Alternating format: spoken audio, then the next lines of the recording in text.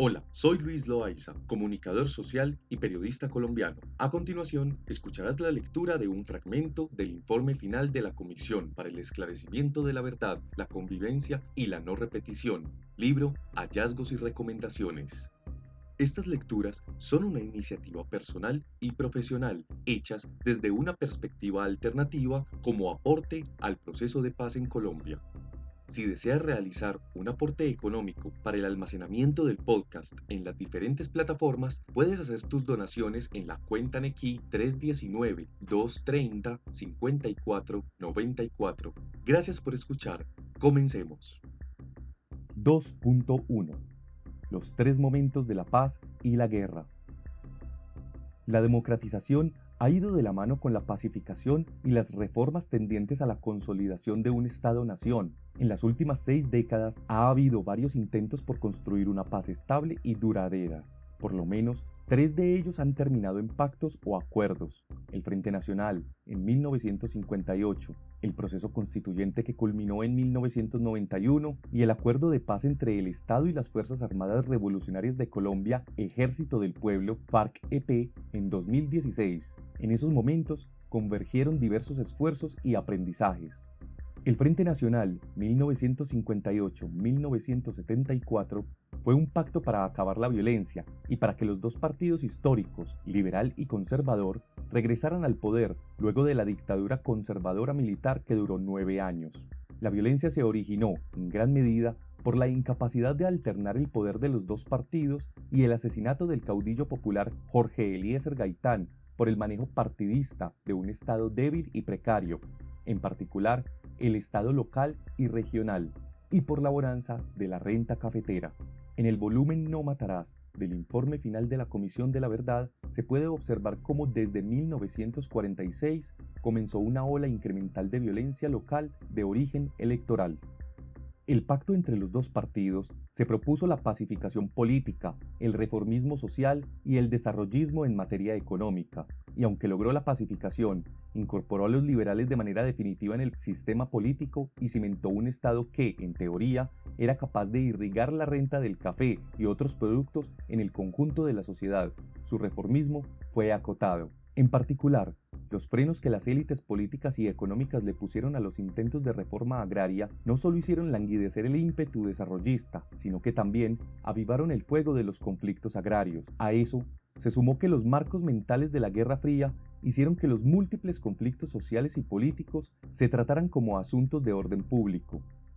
Desde principios del siglo XX, los gobiernos colombianos se alinearon con las doctrinas de seguridad de Estados Unidos. Durante la Guerra Fría, el Estado actuó alineado de manera disciplinada con esos intereses. En la coyuntura que dio origen al Frente Nacional, también se produjo la incorporación de las mujeres a la ciudadanía plena a través del derecho al sufragio. En el plebiscito realizado el 1 de diciembre de 1957, que aprobó por mayoría el pacto político, las mujeres votaron por primera vez. Este acuerdo también le devolvió la legalidad al Partido Comunista Colombiano PCC, que había sido perseguido por la dictadura de Rojas Pinilla. En sus primeros años, este diseño institucional logró apaciguar la violencia gracias a una combinación de factores. 1. Garantizó la alternancia y la milimétrica repartición del poder entre los dos partidos mayoritarios. 2. Promovió la rehabilitación de los territorios y los pactos de convivencia. 3. Creó instituciones democráticas como las juntas de acción comunal. Y 4. Propuso una reforma agraria para la que se crearon instituciones como el Instituto Colombiano de la Reforma Agraria, INCORA. Durante el segundo gobierno del Frente, se desarrollaron operaciones militares enmarcadas en el Plan Lazo, tendientes a retomar el control territorial del Estado en las regiones donde subsistía la violencia. Estas eran a grandes rasgos las mismas en las que persistían conflictos agrarios sin resolver o en las que existía influencia comunista. Estas operaciones, con bombardeos, detenciones y acoso a los pobladores, fueron asumidas por el PCC como el leitmotiv para iniciar una nueva guerra y dieron origen a las FARC, pues para entonces el PCC ya había definido que su estrategia de toma del poder se basaba en la combinación de todas las formas de lucha, legales e ilegales, armadas y electorales. Dado que el pacto que dio origen al Frente Nacional fue excluyente con las minorías políticas, quienes quedaron por fuera conformaron un nuevo campo de acción, Sectores de la clase obrera, estudiantes, campesinos y pueblos étnicos rompieron amarras con los partidos tradicionales y se articularon a proyectos de izquierda en una amplia gama de matices que iban desde los partidos legales y electorales, como el Movimiento Revolucionario Liberal, MRL, la Alianza Nacional Popular, ANAPO, el Movimiento Obrero Independiente y Revolucionario MOIR, hasta las guerrillas que emergieron en ese contexto de democracia restringida, las FARC, el Ejército Popular de Liberación EPL y el Ejército de Liberación Nacional ELN tuvieron influencia en ese amplio y plural campo de la izquierda. Eran tiempos revolucionarios, donde la lucha armada estaba en auge en muchos países de Latinoamérica, África y Asia. Hasta finales de los años 70, el conflicto fue mucho más dinámico en lo social y político que en lo armado. Sin embargo, el régimen bipartidista no estuvo a la altura de las reformas que se requerían para evitar una radicalización de los sectores sociales y de algunas izquierdas. En particular, el hecho de que sectores muy influyentes de ambos partidos se hayan unido para sabotear la reforma agraria que había impulsado Carlos Lleras Restrepo con fuerte apoyo campesino, generó la sensación de que el reformismo tenía un espacio muy limitado en el sistema colombiano y significó una gran frustración para el campesinado sin tierra.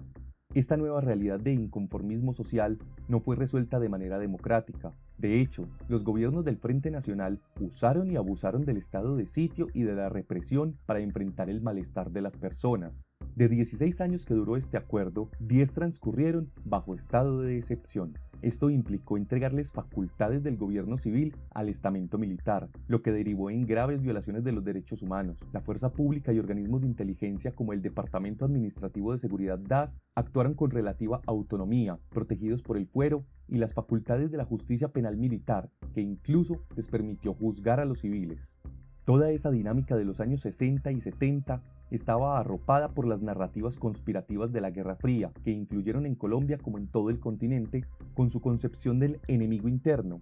Esta doctrina contrainsurgente se expresó en la estigmatización del movimiento social y en el tratamiento militar de los conflictos políticos. En ese mismo periodo, las izquierdas radicales, adheridas a corrientes internacionales, soviéticas, cubanas o chinas, le otorgaron a un régimen semicerrado, que lo era aunque no herméticamente, la razón fundante de una guerra insurgente.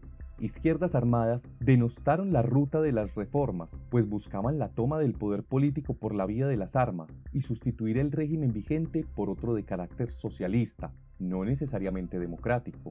Así, apenas 6 años después de creado el Frente Nacional, nacieron las guerrillas como expresión armada de proyectos revolucionarios. A las FARC se sumaron el ELN, que se concibió como una fuerza política y militar, y el EPL como brazo armado del Partido Comunista Marxista-Leninista, PCML. Cada una de ellas tuvo una inserción regional diferente. En los primeros 10 años estuvieron acumulando fuerzas, usando la táctica de golpear y huir en un esquema de guerra popular prolongada de largo plazo que no significó una amenaza para el régimen. Las prácticas tempranas de estas guerrillas estuvieron marcadas por el autoritarismo, tanto dentro como fuera de sus filas.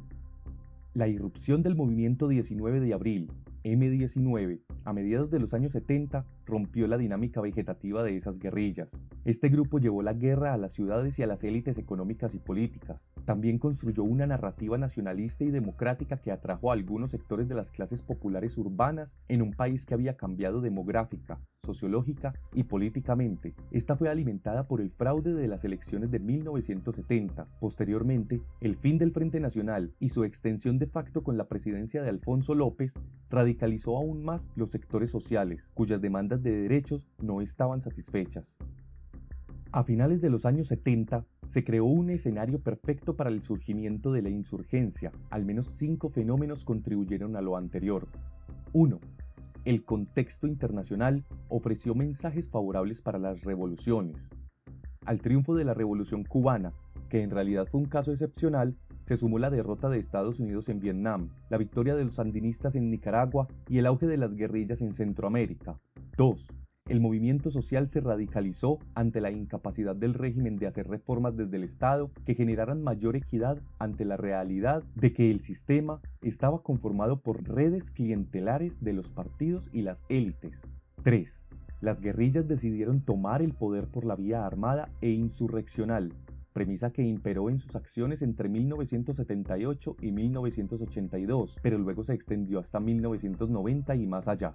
4. El gobierno de Julio César Turbay Ayala otorgó a la fuerza pública el poder y la libertad, acompañada de la impunidad, para frenar el campo insurgente con el Estatuto de Seguridad, lo que ocasionó graves violaciones de los derechos humanos.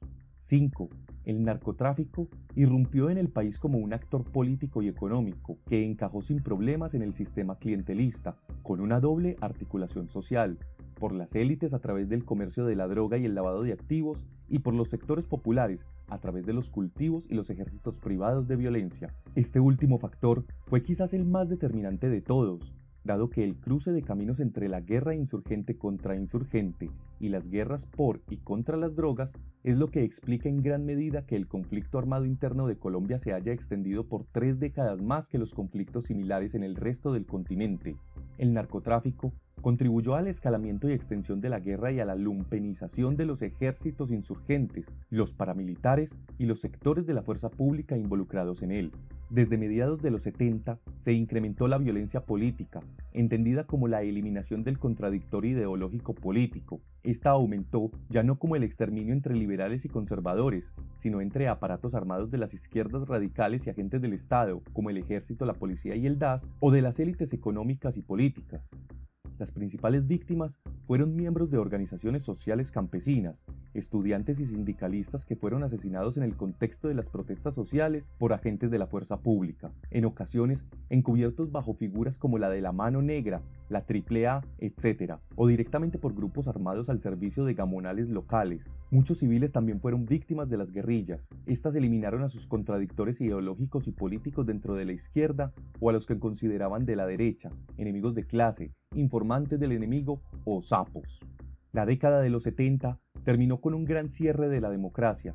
Las normas y políticas del Estatuto de Seguridad, dictadas por el Ejecutivo, aceptadas por el Poder Judicial e implementadas por el sector castrense, construyeron como enemigo a los disidentes y críticos del régimen. De esa manera, se exacerbó la percepción de que en Colombia, a pesar de que regía una democracia, los militares estaban por encima de la ley dada la alta impunidad y protección política que tuvieron sus actuaciones. Las violaciones de los derechos humanos por parte de estos, en particular la tortura, la desaparición forzada y las detenciones arbitrarias, fueron negadas o encubiertas. Estas permanecieron en la impunidad y golpearon la legitimidad del gobierno y del Estado. La democracia también se cerró debido a las guerrillas. Estas creyeron que luego del paro cívico de 1977, Colombia estaba en una fase preinsurreccional y centraron todo su esfuerzo para construir ejércitos revolucionarios, radicalizar el movimiento social y generar un ambiente de ingobernabilidad que llevara a una crisis del régimen. El afán de hacer una guerra popular las llevó a que buscaran dinero a través de acciones como el secuestro, quizás la práctica más inhumana de las insurgencias. Como sucedió con las torturas cometidas por la fuerza pública, esta estrategia golpeó la legitimidad y política de esos grupos, a tal punto que se confunde al contradictor ideológico o político con el enemigo.